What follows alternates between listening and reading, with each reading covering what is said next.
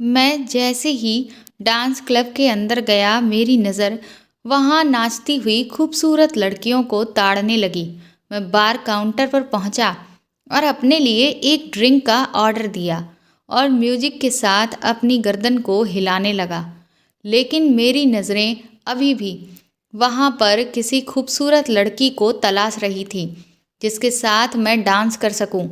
कि तभी मेरी आंखों की पुतलियां अचानक से बड़ी हुईं जब मेरी नज़र उस खूबसूरत लड़की पर पड़ी। वाकई में वह सर से लेकर पैर तक बला की खूबसूरत थी।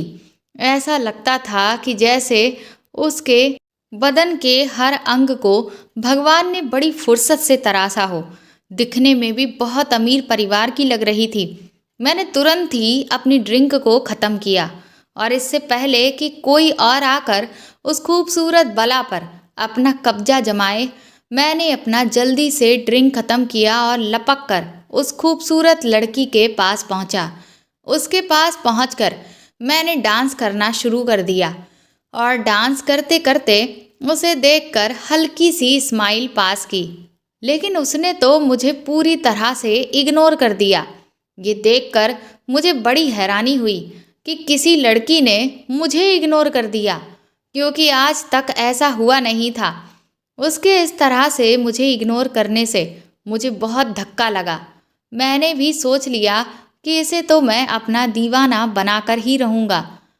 उसके बाद मैंने अपने कुछ बेहतरीन डांस मूव्स दिखाए, जिन्हें देखकर वहाँ पर डांस करने वाले लोग मेरी तारीफ करने लगे, जिससे उस लड़की का भी ध्यान मेरी तरफ गया और फिर वह थोड़ा रुककर मुझे नोटिस करने लगी। मुझे लगा कि अब तो शायद ये मुझ पर फिदा हो ही जाएगी, लेकिन थोड़ी ही देर के बाद वह वहाँ से चली गई। अब तो मुझे गुस्सा सा आने लगा कि आखिर ये लड़की अपने आप को समझती क्या है। मेरी नज़र उसे यहाँ वहाँ ढूंढने लगी, लेकिन मुझे वह कहीं भी दिखाई ही नहीं दे रही थी। मुझे लगा कि शायद वह कहीं बाहर की तरफ तो नहीं चली गई। इसीलिए मैंने मेन गेट से बाहर निकल वहाँ खड़े गार्ड से जब पूछा कि पर्पल कलर की ड्रेस पहने क्या कोई लड़की इधर से गई है, तो वह कहने लगा कि आप रिया मैडम की बात कर रहे हैं। गार्ड की बात सुनकर मैं थोड़ा सा चौंका। मैंने उससे कहा कि क्या तुम उस लड़की को जानते हो? तो कहने लगा, रिया मैडम को कौन नहीं जानता, वह तो इस शहर के करोड़पति मिस्टर नंदा की इकलौती बेटी हैं। अभी 10 दिन पहले इस क्लब को मिस्टर नंदा ने ही तो खरीद लिया है और 3 दिन पहले ही रिया मैडम लंदन से वापस लौटी हैं। उस गार्ड की बातें सुनकर मैं बहुत खुश हुआ। मैंने अपनी जेब से 500 का नोट निकाला और उसकी तरफ आगे बढ़ाया। उसने लपक कर उस नोट को अपने हाथ में पकड़ा और मैंने उससे कहा, और क्या क्या जानते हो रिया मैडम के बारे में? तो वह मुस्कुराकर कहने लगा, दरअसल नंदा साहब अपनी इकलौती बेटी के लिए एक काबिल दामाद ढूंढ रहे हैं जो शादी के बाद उनके बिजनेस को भी संभाल सके। इतनी सारी जानकारी मेरे लिए काफ़ी थी। थोड़ी देर के बाद जब मैं पार्किंग एरिया में पहुंचा तो वहां पर 2 लड़के रिया के साथ बदतमीजी कर रहे थे। मैंने तुरंत ही वहां पर हीरो की तरह एंट्री मारकर उन लड़कों को वहां से भगा दिया। अभी तक मैं रिया को जिस तरह से इम्प्रेस करने की कोशिश कर रहा था, उससे वह एक बार भी इम्प्रेस नहीं हुई। लेकिन अब मामला पूरा उल्टा हो गया था। रिया ने मुझे तुरंत ही थैंक यू कहा। वह कहने लगी कि मैं दरअसल अभी 3 दिन पहले ही लंदन से वापस यहाँ आई हूँ, इसलिए मुझे यहाँ के माहौल के बारे में बहुत ज़्यादा नॉलेज नहीं है। आपका बहुत बहुत शुक्रिया जो आप सही टाइम पर आ गए, वरना मैं तो इन लड़कों से बहुत ज़्यादा परेशान हो गई थी। मैंने तुरंत ही अपना इंट्रोडक्शन दिया कि मेरा नाम ध्रुव रावत है, विजय रावत का छोटा बेटा। मेरे पापा इस शहर के जाने माने सबसे बड़े वकील हैं। ये बात सुनकर रिया बहुत इम्प्रेस हुई। फिर मैंने उसके बारे में पूछा। उसने मुझे जो कुछ भी बताया वह तो मैं पहले ही जान चुका था, लेकिन बस फॉर्मेलिटी के लिए मैंने उससे सब कुछ पूछने का नाटक किया। रिया मुझसे कहने लगी कि मैं बहुत ही कम उम्र तक ही इंडिया में रही हूँ, इसलिए मेरा यहाँ कोई खास दोस्त भी नहीं है। मेरे सारे दोस्त लंदन के ही हैं। मैंने कहा कोई बात नहीं, अब मैं आ गया हूँ ना, तो मैं बनूंगा आपका दोस्त। मैं भी उसे इम्प्रेस करने का कोई भी मौका छोड़ना नहीं चाहता था। रिया कहने लगी, इतने सालों में ये शहर बहुत ज़्यादा बदल गया है। अब तो मैं यहाँ के बारे में बहुत कुछ भूल भी गई हूँ। मैंने कहा कोई बात नहीं, मैं तुम्हें याद दिला दूंगा। चलो एक काम करते हैं, फिर कल मिलते हैं। कल मैं तुम्हें इस शहर की सभी फेमस जगह पर घुमाने ले जाऊंगा। मेरी बात सुनकर वह बहुत खुश हो गई। उसके बाद वो अपनी गाड़ी में बैठकर अपने घर वापस चली गई। मैं भी उस दिन जल्दी ही अपने घर लौट आया। जब मैं बिस्तर पर लेटा तो मेरी आंखों में नींद पूरी तरह से गायब थी, क्योंकि मेरी आंखों के सामने से रिया का वह खूबसूरत चेहरा जा ही नहीं रहा था।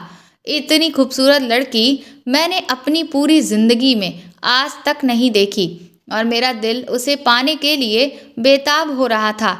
मैं सोचने लगा कि अगर मेरी रिया से शादी हो गई तो एक तो मैं करोड़ों की जायदाद का अकेला मालिक हो जाऊंगा और दूसरा इतनी खूबसूरत लड़की मेरी बीवी बन जाएगी। तो इससे बेहतर आखिर और क्या हो सकता है। अगर मैंने ऐसा कर लिया तो पापा को भी मुझ पर बहुत गर्व होगा। वैसे भी उनको यही लगता है कि मैं कुछ खास नहीं कर पाया और वह जो आए दिन मुझे भैया की तरह बिजनेस ज्वाइन करने को लेकर तरह तरह की बातें सुनाते रहते हैं, उससे भी मुझे छुटकारा मिल जाएगा, क्योंकि रिया से शादी करके मुझे बना बनाया पूरा बिजनेस एम्पायर मिल जाएगा, जिसका मैं इकलौता मालिक होऊंगा। इसके बाद मेरे चेहरे पर एक शैतानी हंसी आई। मैं सोचने लगा कि लड़कियां भी कितनी जल्दी किसी की बातों में आ जाती हैं। उसे लगा कि उसे वह दो लड़के परेशान कर रहे हैं और मैं हीरो बनकर उसे बचाने आया था, जबकि असल में उन दोनों लड़कों को तो मैंने ही उसे परेशान करने के लिए पैसे देकर भेजा था, ताकि मैं उसको इम्प्रेस कर सकूं। ये बहुत पुरानी ट्रिक है, लेकिन कमाल की है। कोई भी लड़की एक बार में ही दीवानी हो जाती है। मैंने अपने आप को शाबाशी दी और कहा, ध्रुव रावत, अब जल्दी से सो जा, क्योंकि कल से तुझे मिशन रिया पर निकलना है, ताकि तू उसे इम्प्रेस करके सबसे पहले उसके घर तक पहुँचे और फ्रेंड से हस्बैंड तक का सफ़र तय कर सके। अगले दिन तैयार होकर मैं सही टाइम पर रिया के बताए हुए बंगले के बाहर पहुंच गया। थोड़ी ही देर के बाद वह रेड कलर की ड्रेस पहने हुए अपने बंगले के गेट से बाहर आई। वह इतनी कमाल की लग रही थी कि मेरे पास शब्द नहीं थे। मैं उसे बिना पलक झपकाए देखता ही रह गया। मैंने उससे कहा था कि वह अपनी गाड़ी लेकर ना आए, क्योंकि आज का पूरा दिन मैं उसे अपने साथ अपनी ही गाड़ी में घुमाऊंगा। धीरे धीरे दिन इसी तरह से बीतने लगे। मेरी और रिया की मुलाकातें अब हर रोज़ की होने लगी और वह मुझसे धीरे धीरे इम्प्रेस होने लगी। मुझे तो वह पहले से ही बहुत खूबसूरत लगती थी और अब मुझे भी उससे प्यार होने लगा। एक दिन मौका पाकर मैंने उसे प्रपोज कर दिया। मेरा प्रपोजल सुनकर रिया बहुत खुश हो गई। उसने कहा कि मैं कल ही डैड से तुम्हारे बारे में बात करूंगी और तुम भी मेरे बारे में अपने घर पर बात कर लेना। उसके बाद जब हमारी फैमिलीज आपस में मिल लेंगी तो हम अपने रिश्ते को आगे बढ़ाएंगे। मैंने उसी दिन घर वापस आकर डैड को रिया के बारे में बताया। मैं जानता था कि जब मैं डैड को रिया के बारे में बताऊंगा तो उन्हें कुछ खास फर्क नहीं पड़ेगा, लेकिन जब मैंने रिया के पापा के बिजनेस एम्पायर के बारे में उन्हें बताया और ये कहा कि रिया अपने पापा की इकलौती बेटी है, ये सुनकर तो डैड बहुत ज़्यादा इम्प्रेस हो गए और कहने लगे, ये की ना तूने मेरे बेटे होने वाली बात। अब मैं फ़ख्र से कह सकता हूँ कि तू मेरा बेटा है और रिया तेरी पसंद है। डैड ने कहा कि उन्हें इस रिश्ते से कोई ऐतराज़ नहीं। मैं मन ही मन सोचने लगा कि वह तो मुझे पहले ही पता था कि रिया के स्टेटस को जानकर कोई भी मना नहीं कर सकता था। मैं भी तो खुद उसके स्टेटस के लिए ही उससे शादी करने के लिए मरा जा रहा था। इधर विराट भाई को जब मैंने अपने और रिया के रिश्ते के बारे में बताया तो पहले तो वह खुश हुए, लेकिन वह कहने लगे कि ध्रुव, तुम कुछ ज़्यादा ही जल्दबाजी नहीं कर रहे हो। वह लड़की अभी लंदन से लौटी है, अभी तो तुम उसके बारे में कुछ खास जानते भी नहीं। तुम दोनों को साथ में घूमते फिरते हुए सिर्फ 1 महीना ही तो हुआ है। मैंने कहा, भाई, मुझे उसे जितना जानना था मैं जान चुका। अब मैं और रिया अगर शादी करना चाहते हैं तो इसमें दिक्कत क्या है। इतना कहकर मैं वहाँ से चला आया। अगले दिन रिया के पापा मेरे घर पर उसका रिश्ता लेकर आए, जिससे डैड ने खुले दिल से एक्सेप्ट कर लिया। हम सब बहुत खुश थे। मैं जब रिया को हमारी शादी तय होने की मिठाई खिलाने के लिए गया तो वह मुझसे कहने लगी कि ध्रुव, न जाने क्यों मुझे ऐसा लगता है कि तुम्हारा भाई विराट हमारी शादी से खुश नहीं है। मैंने उससे कहा कि ऐसी कोई बात नहीं है, लेकिन तुम्हें ऐसा क्यों लगता है? तो वह कहने लगी कि देखो, यहाँ जितने भी लोग हैं सभी बहुत खुश हैं, लेकिन सिर्फ तुम्हारे भाई के चेहरे पर ही मुस्कुराहट नहीं है। मैंने कहा कि दरअसल उनका नेचर ही ऐसा है, बस इसीलिए। वह कहने लगी, लेकिन तुम्हारा भाई बड़ा है तो पहले तो कायदे में शादी उसकी होनी चाहिए। मैंने कहा, होनी तो चाहिए, लेकिन भैया को अभी तक कोई लड़की पसंद ही नहीं आई, तो इसमें मैं क्या कर सकता हूँ। मुझे आ गई है तो अब मैं तो शादी करूँगा ही। उन्हें जब आ जाएगी तब वो कर लेंगे। इधर शादी की तैयारी शुरू हो गई थी, लेकिन भाई मुझे बार बार ये बात समझा रहे थे कि मैं एक बार फिर से सोच लूँ। उनकी ऐसी बातें सुनकर मेरा दिमाग बुरी तरह से खराब हो चुका था। इसीलिए जब मेरे पास रिया का फ़ोन आया तो मैं थोड़ा झुंझलाया हुआ था। वह मुझसे कहने लगी कि आखिर क्या बात है, तुम गुस्से में क्यों हो? मैंने उसे उस वक्त नाराज़ होकर सब कुछ बता दिया तो रिया ने मुझसे कहा कि मुझे पता नहीं क्यों, लेकिन ऐसा लगता है कि तुम्हारा भाई हमारी शादी से बहुत जल रहा है। शायद उसे इस बात की जलन है कि उसकी अभी तक शादी नहीं हो पाई है, या फिर उसे इस बात का बुरा लग रहा है कि तुम्हारी शादी एक इतनी खूबसूरत और करोड़पति लड़की से हो रही है। मैंने रिया से कहा कि तुम कुछ ज़्यादा ही सोच रही हो। मेरा भाई ऐसा बिल्कुल भी नहीं है। तुम नहीं जानती कि उसने मेरा हमेशा कितना साथ दिया है। वह बस मेरे भले के लिए ही मुझसे इस तरह की बातें कर रहा है।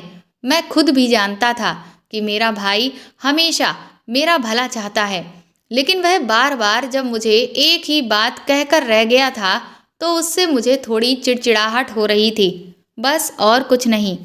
खैर, कुछ ही दिनों के बाद मेरी और रिया की शादी हो गई।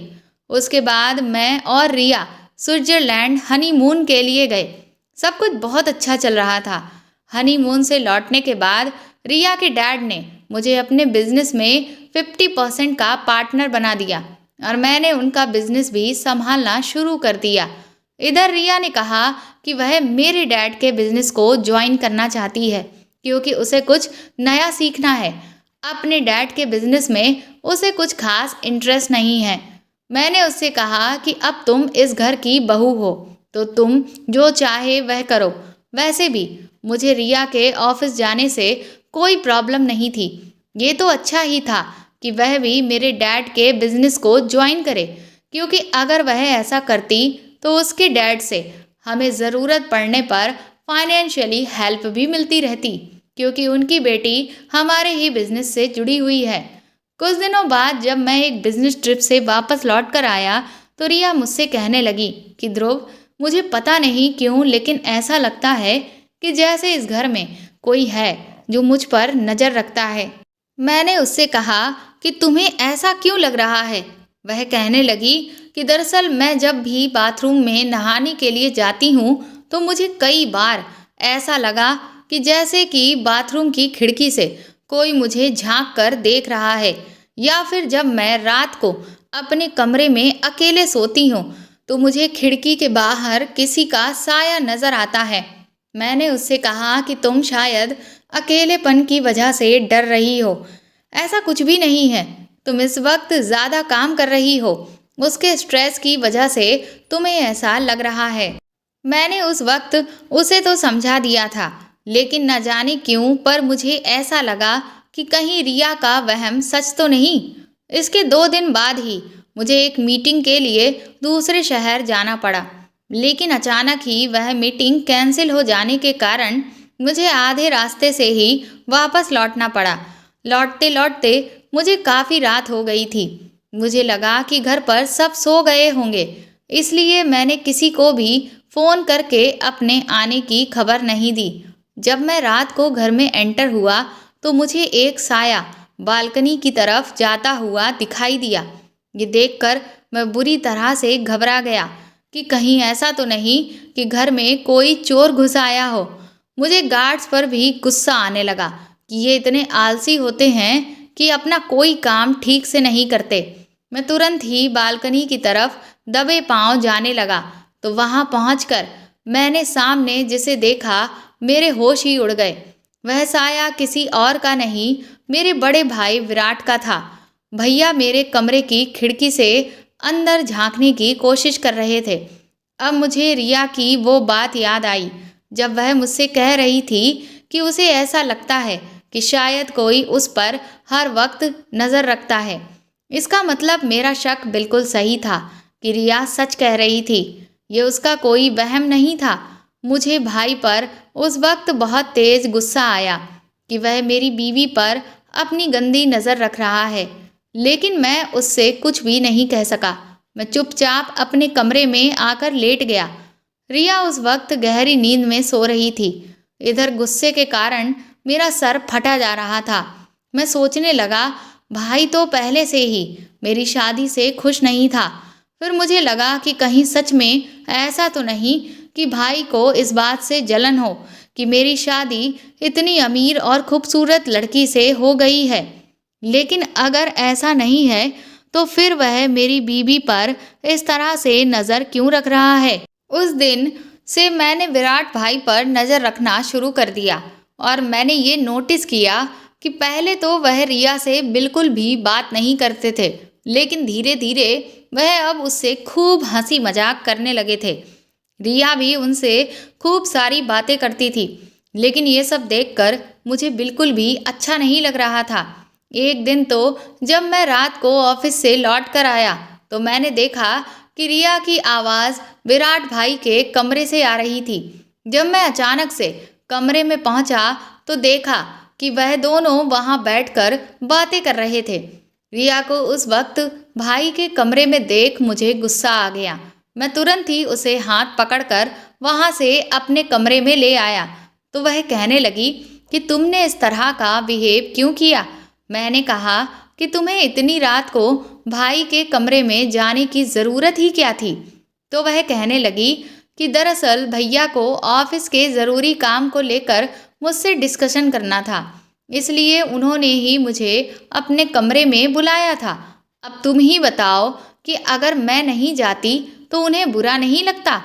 उसका मासूम चेहरा देखकर मेरा गुस्सा थोड़ा शांत हो गया। मैं सोचने लगा, रिया तुम बहुत भोली हो। तुम नहीं जानती तुम पर नज़र रखने वाला कोई और नहीं बल्कि मेरा ही भाई है। लेकिन मैं तुम्हें ये बात नहीं बता सकता, वरना तुम पता नहीं क्या सोचोगी। मैंने रिया से इतना कहा कि वह सब ठीक है, लेकिन फिर भी इतनी रात में भाई के कमरे में आज के बाद मत जाना। रिया ने अपना सिर हिला दिया और फिर हम दोनों एक दूसरे में खो गए। रिया भाई के साथ ऑफिस में काम करती थी, जिसकी वजह से उसे उनसे काफ़ी सारी बातें करनी पड़ती थीं। मैंने अभी नोटिस किया था कि भाई अब रिया को लेकर कई बार शहर से बाहर की सभी बिजनेस मीटिंग्स में जाने लगे थे। मैंने उन्हें कई बार समझाया कि पहले भी तो आप सारी मीटिंग्स को अकेले ही हैंडल करते थे, तो रिया को अपने साथ ले जाने की क्या ज़रूरत। लेकिन उनका कहना था कि जब वो हमारे ही ऑफिस में काम करती है तो उसे भी तो ये सब हैंडल करना पड़ेगा। ये सुनकर मैं चुप हो जाता, लेकिन अब मुझे खुद पर ही गुस्सा आ रहा था कि मैंने आखिर रिया को अपने डैड का बिजनेस ज्वाइन करने के लिए कहा ही क्यों। इससे अच्छा तो यही होता कि वह या तो घर पर बैठती या फिर मेरे साथ अपने डैड नंदा का बिजनेस ही संभालती।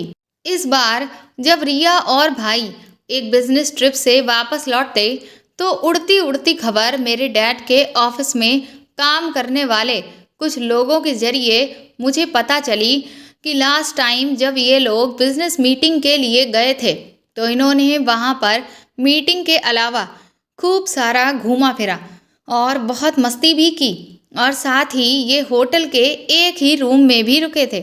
मुझे जब ये बात पता चली तो मैं गुस्से से आग बबूला हो गया। मैंने रिया को पूरी बात बताई और उससे पूछा कि क्या ये सच है, तो वह कहने लगी कि हाँ ध्रुव, ये बात सच है। लेकिन उस दिन किसी भी जगह पर होटल में कोई रूम खाली ही नहीं थे और फिर विराट ने ही मुझसे कहा कि कोई बात नहीं, अगर एक ही रूम अवेलेबल है भी तो हम दोनों उसमें आराम से रह सकते हैं, तुम कंफर्टेबली मेरे साथ रुक जाना। तो मैं रुक गई। मैं बेड पर लेट गई थी और विराट सोफे पर लेट गया था। रिया के मुंह से सच सुनकर मुझे और ज़्यादा गुस्सा आने लगा। अब मुझे ऐसा लग रहा था कि शायद विराट भाई के दिमाग में कुछ अलग ही खिचड़ी पक रही है। मैंने रिया से कहा कि आज के बाद तुम ऑफिस नहीं जाओगी, घर पर ही रहोगी। ये सुनकर रिया गुस्सा होने लगी कि मैं उसके साथ ऐसा क्यों कर रहा हूँ। तो मैंने कहा क्योंकि अगर तुम ऑफिस जाओगी तो विराट भाई तुम्हारे आसपास ही रहेंगे। उसने कहा कि तो उससे क्या फ़र्क पड़ता है, वह भी वहाँ पर काम करते हैं और मैं भी। मैंने कहा तुम समझती क्यों नहीं हो। तो वह मुझ पर चिल्लाकर कहने लगी कि तुम साफ साफ शब्दों में अपनी बात क्यों नहीं कहते। गुस्से में आकर मैंने भी उससे कह दिया कि मुझे ऐसा लगता है कि विराट भाई की तुम पर गंदी नज़र है। ये बात सुनकर रिया बुरी तरह से चौंक गई, लेकिन उसने मेरी किसी भी बात पर यकीन नहीं किया। मैंने उसे समझाने की बहुत कोशिश की, पर उसने कहा कि ये सब मेरे दिमाग के शक का कीड़ा है, जिसकी वजह से मैं इतनी घटिया बात सोच रहा हूँ। मैंने उससे कहा भी कि मैंने खुद भाई को खिड़की से तुम्हारे कमरे में झांकते हुए देखा, पर उसने मेरी किसी भी बात का यकीन नहीं किया। मैं तो उस वक्त इस कदर हैरान था कि मेरी बीवी मेरी ही बात पर यकीन नहीं कर रही। मेरे भाई ने उसका विश्वास इस कदर जीत लिया था कि वह उस पर जरा सा भी शक नहीं कर रही थी। आखिर ये सब हो क्या रहा था, मुझे कुछ समझ नहीं आ रहा था। फिर एक दिन जब मैं ऑफिस से वापस लौटा तो मेरी जिंदगी में भूचाल आ चुका था। दरअसल रिया से शादी के बाद भी मैं कई लड़कियों के साथ अपनी रातें बिताता था, क्योंकि मैं शुरू से ही बहुत ही अय्यास किस्म का रंगीन मिजाज रहा था। लेकिन उस दिन जब मैं लौटा तो मेरी उन अय्याशियों के सारे सबूत किसी ने रिया के पास भेज दिए थे। रिया ने मुझे वह सारी तस्वीरें दिखाईं। मैंने उसे समझाने की कोशिश की कि ये सब झूठ है और किसी ने एडिटिंग करके ये सारी फोटोज़ को तैयार किया है, पर वह मानने को तैयार ही नहीं थी। पर जैसे तैसे मैंने झूठे आंसू बहाकर उसे इस बात का यकीन दिलाया कि कोई मेरे और तुम्हारे रिश्ते को खराब करना चाहता है। बड़ी मुश्किल से उस दिन मैं रिया को मना पाया था, लेकिन अब मुझे ये समझ नहीं आ रहा था कि आखिर मेरे खिलाफ ये साजिश किसने की है। कौन है जो मेरे और रिया के रिश्ते को तोड़ना चाहता है, कौन मुझसे रिया की सारी दौलत छीनना चाहता है। इसका पता लगाने के लिए मैंने एक डिटेक्टिव हायर किया और फिर उसने मुझे जो कुछ बताया उसे सुनकर तो मेरे होश ही उड़ गए। मेरी ऐसी तस्वीरें निकलवा कर रिया के पास भेजने वाला और कोई नहीं बल्कि विराट भैया ही थे। अब ये सब जानकर तो मेरे पैरों तले ज़मीन निकल गई। मुझे तो पहले ही समझ जाना चाहिए था कि विराट भैया के अलावा और किसी की आंखों में मेरा और रिया का रिश्ता चुभता नहीं है। आज मैंने सोच लिया था कि मैं भैया को छोड़ूंगा नहीं। मैं जब गुस्से में तमतमाया हुआ घर पहुंचा तो वहां तो कुछ और ही चल रहा था। घर में सभी तरफ हाय तौबा मची हुई थी। ये देखकर मुझे कुछ समझ नहीं आया। सारे नौकर एक जगह पर जमा थे और आपस में न जाने क्या बातें कर रहे थे। डैड के कमरे के बाहर ऑफिस के काफ़ी लोग खड़े थे। जब मैं अंदर गया तो डैड की हालत देखकर बुरी तरह से घबरा गया। रिया ने मुझे रोते रोते बताया कि डैड को पैरालिसिस का अटैक आया है। ये सुनकर तो मेरे होश ही उड़ गए कि अचानक से मेरे डैड के साथ न जाने ये क्या हो गया। डॉक्टर ने कहा कि डैड के ठीक होने के चांस ना के बराबर ही हैं। ये सुनकर तो हम सभी को बहुत गहरा धक्का लगा था। उस हादसे के बाद मैंने विराट भाई से कोई भी बात करना ठीक नहीं समझा। मुझे लगा कि अभी अगर मैंने उससे कुछ भी कहा तो शायद इसका असर कहीं मेरे डैड पर ना हो जाए और मैं उनकी तबीयत के साथ और भी ज़्यादा कोई रिस्क नहीं ले सकता था। इस सब स्ट्रेस की वजह से मैं और भी ज़्यादा ड्रिंक करने लगा और एक दिन जब मैं घर वापस लौटा तो मेरे कमरे से रिया के चीखने की आवाज़ें मुझे सुनाई दीं, जिसे सुनकर मैं घबराया हुआ अपने कमरे में पहुंचा तो अंदर का नज़ारा देखकर मेरे होश ही उड़ गए। मैंने देखा कि रिया पूरी तरह से बिना कपड़ों के बिल्कुल नंगी थी। विराट भाई मेरी रिया की इज्जत पर हाथ डाल रहे थे। मैंने उन्हें एक झटके से दूर फेंकने की कोशिश की तो वह मेरे साथ ही उल्टा हाथापाई करने लगे, जिससे मैं बुरी तरह से बौखला गया। मैंने भी उन्हें जमकर पीटना शुरू किया और फिर उन्होंने मुझे एक जोर का धक्का दिया। मैं सीधा जाकर टेबल से टकराकर नीचे गिरा। तभी मेरी नज़र वहीं पर रखी हुई गन पर पड़ी और मैंने गुस्से में आकर उस गन की सारी गोलियां विराट भाई के सीने में उतार दी। उन्होंने वहीं के वहीं दम तोड़ दिया। गुस्से में मैंने ऐसा कर तो दिया, लेकिन अब मुझे कुछ भी समझ नहीं आ रहा था कि मैंने ये क्या किया। रिया भी बुरी तरह से रोने लगी और कहने लगी कि मुझे माफ़ कर दो ध्रुव, तुमने मुझसे कहा था कि तुम्हारे भाई की मुझ पर गंदी नज़र है, लेकिन मैंने तुम्हारा विश्वास नहीं किया और आज वह अपने गंदे मंसूबे लेकर मेरे पास आया और मेरी इज्जत पर हाथ डाला। वो तो ऐन मौके पर आकर तुमने मुझे बचा लिया, लेकिन गुस्से में आकर तुमने ये क्या किया? तुमने अपने ही भाई को मार डाला। मैं बार बार उसके सामने दोहराने लगा कि मैंने ये सब जानबूझकर नहीं किया, ये मुझसे गलती से हो गया। तभी वहाँ पर पुलिस आ गई और वह मुझे पकड़ कर ले गई। कोर्ट में केस चला। सबूत और गवाही के आधार पर मेरा जुर्म साबित हुआ, इसीलिए मुझे सजाए मौत सुना दी गई। मैं कोर्ट में चिल्ला चिल्ला कर कहता रहा कि मैंने ये खून जानबूझकर नहीं किया, लेकिन किसी ने भी मेरी नहीं सुनी। पर मैंने सोच लिया था कि मैं अच्छे से अच्छा, महंगे से महंगा वकील करूँगा और मैं जानता था कि कैसे भी करके मेरी रिया मुझे इस कैद से आज़ाद करवा ही लेगी। यही सोचकर मैंने अपने मैनेजर और रिया को मुझसे मिलने के लिए बुलाया। जब वह दोनों मुझसे मिलने जेल में आए तो उन्हें देखकर मैं बहुत खुश हो गया। मैंने अपने मैनेजर से कहा कि जल्द से जल्द इस शहर का जो सबसे अच्छा वकील हो उसे मेरे लिए हायर करो और उससे कहो कि वह मुझे इस कैद से आज़ादी दिलाए। मेरा मैनेजर मुझसे बोला कि लेकिन सर, उसके लिए तो पैसे चाहिए होंगे। मैंने कहा तो पैसों की आखिर कमी ही क्या है? वह कहने लगा, पर आपके पास तो अब एक फूटी कौड़ी भी नहीं है। मुझे उसकी कोई भी बात समझ नहीं आ रही थी। मैंने उससे कहा कि क्या तुम्हारा दिमाग खराब हो गया है? मेरे पास करोड़ों की प्रॉपर्टी है और अब तो मैं उसका अकेला वारिस हूँ।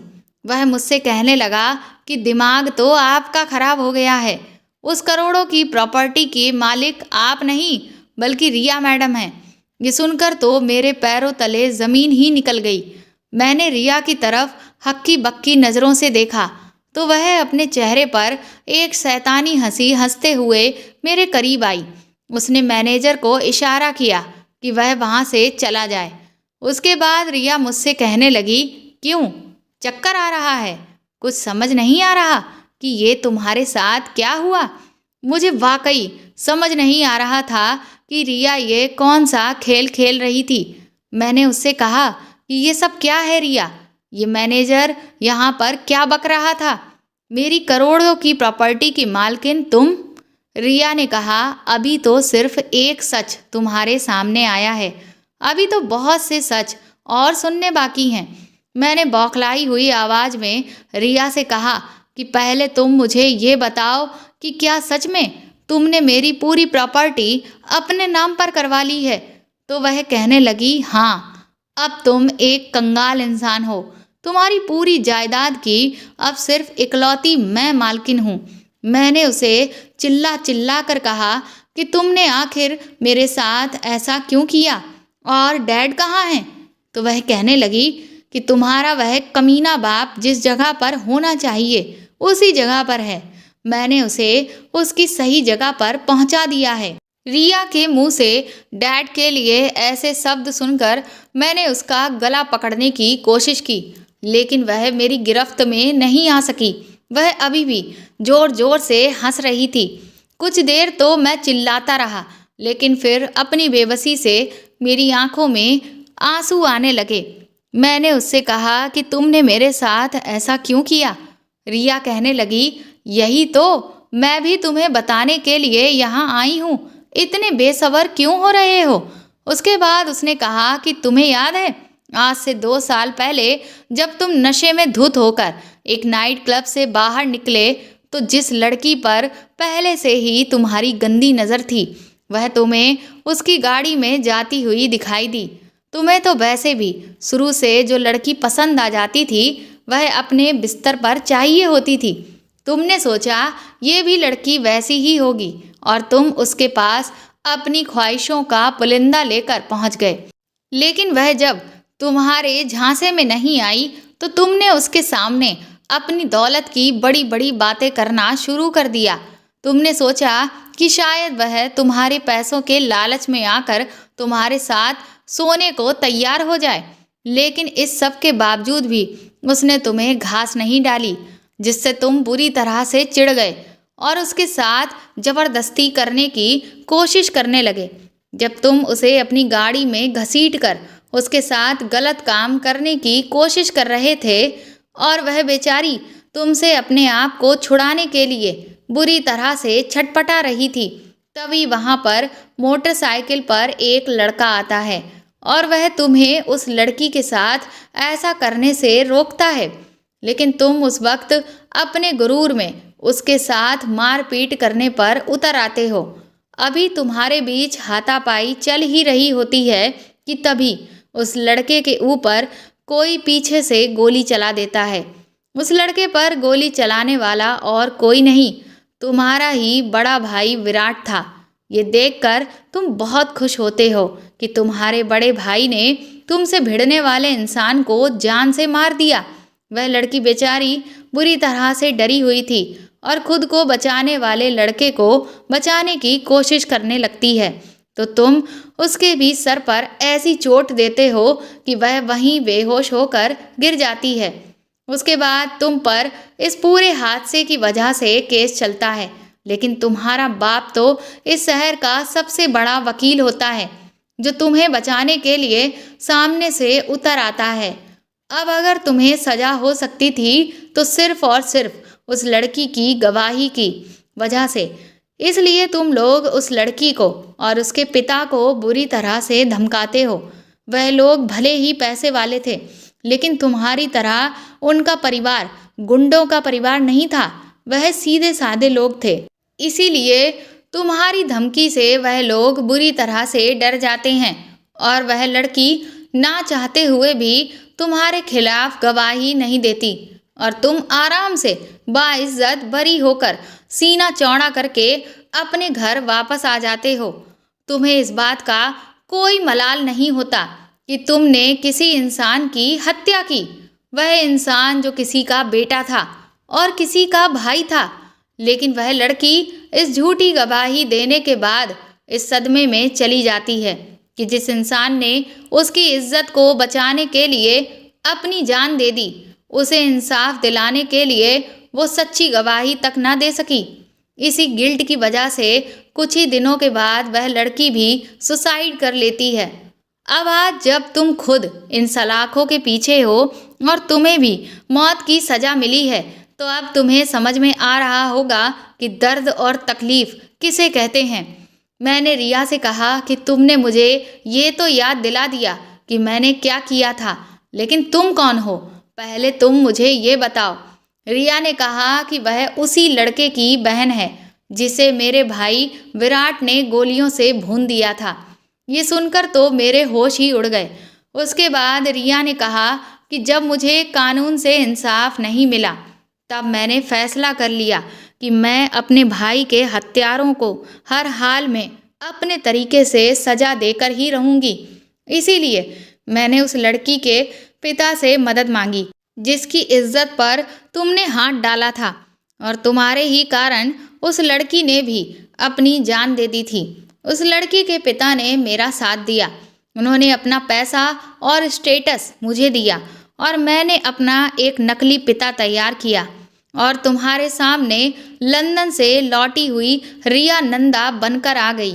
मुझे पहले से ही पता था कि तुम खूबसूरत लड़कियों को देखकर लाड टपकाने वाले कुत्ते हो, और ऊपर से अगर लड़की मालदार निकले तब तो तुम उसे अपनी शीशी में उतारने की जी तोड़ कोशिश करते हो। और मुझे देख तुमने ठीक वैसा ही किया। तुम्हें क्या लगता है कि उस दिन तुमने वह चाल चली थी कि उन लड़कों को मेरे पास भेजकर तुम उनसे मुझे परेशान करवा रहे थे, और फिर तुमने मुझे उनसे बचाकर खुद को हीरो बना लिया। अरे बहुत बड़े बेवकूफ़ थे तुम। दरअसल तुम मुझे नहीं फंसा रहे थे, बल्कि मैं तुम्हें फंसा रही थी। इसके बाद जब मैं तुम्हारी दुल्हन बनकर घर पहुंची तो मैंने तुम्हारे दिमाग में ये शक का बीज बो दिया कि तुम्हारा बड़ा भाई तुमसे जल रहा है क्योंकि उसे अभी तक इतनी खूबसूरत लड़की नहीं मिली, और ऊपर से बैठे बिठाए तुम इतने बड़े एम्पायर के इकलौते मालिक बन गए हो, और इसीलिए वह भी अब इस तलाश में है कि उसे भी क्यों ना ऐसी ही लड़की मिल जाए या फिर वह मुझे ही पाले। और फिर मेरा निशाना बिल्कुल सही जगह पर लगा। तुम अपने भाई पर शक करने लगे। शुरुआत में मैंने विराट को यही दिखाया कि मैं तुम लोगों के खिलाफ कोई साजिश रच रही हूँ ताकि विराट आए दिन मुझ पर नज़र रखे और तुम उसे मेरे ऊपर नज़र रखते हुए देख लो और यही समझो कि उसकी गंदी नज़र मेरे ऊपर है। लेकिन फिर धीरे धीरे मैंने विराट से दोस्ती कर ली और उसे ये दिखाया कि उसे अभी तक जो कुछ मेरे बारे में लग रहा था वह सब गलत था। मैंने जानबूझकर इसीलिए तुम्हारा बिजनेस ज्वाइन किया ताकि मैं विराट के और करीब जा सकूं। फिर मैंने धीरे धीरे उसको ये जताना शुरू किया कि अगर वह मुझे पहले मिल जाता तो मैं ध्रुव को कभी भी नहीं चुनती, क्योंकि वह ध्रुव से कहीं ज़्यादा बेहतर है। वह मेरी मीठी मीठी बातों से धीरे धीरे इम्प्रेस होने लगा और मेरी खूबसूरती का जादू भी उसके ऊपर चल गया। एक के बाद एक करके मैं उसकी और अपनी नज़दीकियों की खबरें तुम तक किसी न किसी के ज़रिए पहुंचवाती रही। मेरे पास जो तस्वीरें तुम्हारी उस लड़की के साथ की थी वह दरअसल खुद मैंने ही खींची थी, और फिर तुमने जो डिटेक्टिव हायर किया था उसे पैसे देकर मैंने उससे तुम्हें यही कहलवा दिया कि ये सारी तस्वीरें मुझ तक तुम्हारे भाई विराट ने ही भिजवाई हैं, और तुम्हारे बाप को पैरालाइज का अटैक पड़ा नहीं था, बल्कि मैंने ही उसे डॉक्टर को पैसे देकर ऐसा इंजेक्शन लगवाया था कि उसका पूरा शरीर लकवा मार जाए और धीरे धीरे वह एक मजबूर मौत मरे। उस दिन जब तुम ऑफिस से लौट कर आए थे तो तुम्हारे आने से पहले मैंने विराट को अपने साथ सोने के लिए इस कदर भड़का दिया था कि वह मेरे साथ वह सब करने को बेकाबू हुआ जा रहा था। ऊपर से मैंने उसकी ड्रिंक में एक ऐसी दवा मिला दी ताकि वह हद से ज़्यादा उत्तेजित हो जाए और खुद पर से उसका कंट्रोल ही हट जाए। इसीलिए मैं बिना कपड़ों के बिल्कुल नंगी होकर पहले तो उसके सामने आई ताकि वह मेरे जिस्म को पाने की चाहत में इस कदर अंधा हो जाए कि उसे कुछ भी नज़र ना आए। और फिर ऐसा ही हुआ। वह मुझ पर एक भूखे भेड़िए की तरह टूट पड़ा। पहले तो मैं भी उसका साथ देती रही, लेकिन जैसे ही मुझे ये अंदाज़ा हुआ कि बस तुम कमरे में आने ही वाले हो तभी मैं जोर जोर से चीखने चिल्लाने का नाटक करने लगी, ताकि तुम्हें ऐसा लगे कि तुम्हारा भाई मेरी इज्जत लूट रहा है, और फिर तुम वही करो जो एक अच्छे पति को करना चाहिए। और तुमने ठीक वैसा ही किया। तुमने अपने भाई को मारना शुरू कर दिया, और उस वक्त तक तुम्हारा भाई अपने दिमाग का संतुलन पूरी तरह से दवा की असर की वजह से खो चुका था। इसीलिए मुझे पाने की हसरत में वह तुमसे बुरी तरह से भिड़ गया। गन तो मैंने पहले ही तैयार करके मेज पर रख दी थी, ताकि तुम में से अगर कोई भी उस तरफ गिरे तो गन देखते ही उसे तुम सामने वाले पर चला दो। अब देखना ये था कि आखिर मरता कौन, तुम या तुम्हारा भाई। पर मैं दिल से चाहती थी कि उस तरफ तुम जाओ, ताकि जिस तरह से विराट ने मेरे भाई का सीना गोलियों से भून दिया था, ठीक उसी तरह से उसका सीना भी तुम गोलियों से भून दो। अब जो भी बच जाता उसे फांसी की सजा होती। और देखो, आज तुम सलाखों के पीछे हो और अब अपनी फांसी का इंतजार कर रहे हो। अब कोई भी नहीं है जो तुम्हें तुम्हारे पापों की सजा से बचा सके। अब तुम्हें तुम्हारे कुकर्मों की सजा हर हाल में मिलकर ही रहेगी। रिया की बात सुनकर मैं फूट फूट कर रोने लगा। मैं सोचने लगा कि मेरा वह भाई जो हमेशा साए की तरह मेरी हिफाजत करता रहा, मैंने उसी की जान अपने हाथों से ले ली। रिया कहने लगी, आज पता चला कि भाई की मौत का गम क्या होता है। 2 साल पहले मैं भी इसी तरह से अपने भाई के गम में फूट फूट कर आंसू बहा रही थी, लेकिन उस वक्त कोई भी नहीं था जो मुझे इस दर्द से निजात दिलाता। और देखो, आज भी बिल्कुल वही सिचुएशन है, बस मेरी जगह आज तुम हो। आज तुम्हारे पास भी कोई नहीं है जो तुम्हारे इस दुख को तुम्हारे पास आकर बांट ले। इसके बाद रिया ने कहा, और हाँ, एक बात तो मैं बताना ही भूल गई कि ये प्रॉपर्टी मैंने अपने नाम पर कैसे ट्रांसफ़र करवाई। दरअसल ये भी मैंने तुम्हारे भाई को बेवकूफ़ बनाकर हथियाई है। ऑफिस के कुछ कागज़ों को मैंने उसे देते हुए ये कहा कि इन पर तुम्हारे बाप के सिग्नेचर चाहिए। वह मेरे हुस्न में इस कदर अंधा हो चुका था कि उसने एक बार भी उन कागज़ों को पलट कर नहीं देखा कि उनमें क्या लिखा हुआ है, और अपने बाप से जाकर वह साइन करवा लाया, जिसका नतीजा आज ये है कि तुम और तुम्हारा बाप दोनों ही कंगाल हो चुके हैं। इसके बाद रिया वहाँ से चली गई और मैं अपने अतीत के किए हुए बुरे कर्मों को याद करके रोने लगा। मैंने आज तक न जाने कितनी लड़कियों के साथ वो सब किया।